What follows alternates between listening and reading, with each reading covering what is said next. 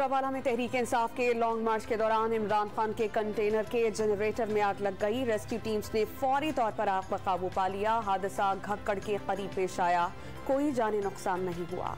इस्लामाबाद में वो बैठे हैं जिनके पल्ले कुछ नहीं। इमरान खान का तहरीक अगले इंतखाबात तक जारी रखने का ऐलान। कानून ऐसे बनाए गए जिससे सिर्फ छोटे चोर पकड़े जाएंगे और बड़े डाकू ओहदों पर बराजमान हो। इमरान खान का घक्कड़ मंडी और गुजरावाला में खिताब। नाप ने निजी कंपनी से मोनिस इलाही और उनके घराने का रिकॉर्ड तलब कर लिया। कंपनी से मिलने वाली सरमायाकारी रकम, मुनाफा, कर्ज का रिकॉर्ड मांग लिया। मोनिस इलाही ने नैब तहकीकात को लाहौर हाई कोर्ट में चैलेंज कर दिया। स्पीकर कौमी असम्बली ने साबिक सदर आसिफ अली जरदारी की नाअहली से मुताल्लिक रेफरेंस मुस्तरद कर दिया। रेफरेंस जुल्फी बुखारी ने कौमी असम्बली सेक्रेटेरिएट में जमा कराया था।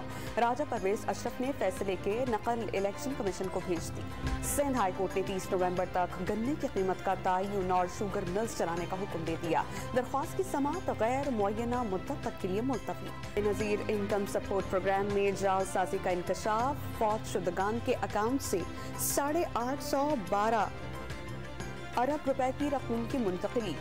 मर्दों के नाम पर 1 करोड़ रुपए से जायद की रकम निकलवाई गई। ऑडिटर जनरल ने जिम्मेदारान का तयन करने और रकूम वापस निकलवाने की हिदायत जारी कर दी। और कराची में तरक्याती कामों का नाक़िस मयार। वज़ीर बल्दियात सिंध नासिर हुसैन शाह ने ठेकेदार को ब्लैक लिस्ट कर दिया। नए ठेकेदार के जरिए काम कराने की हिदायत जारी।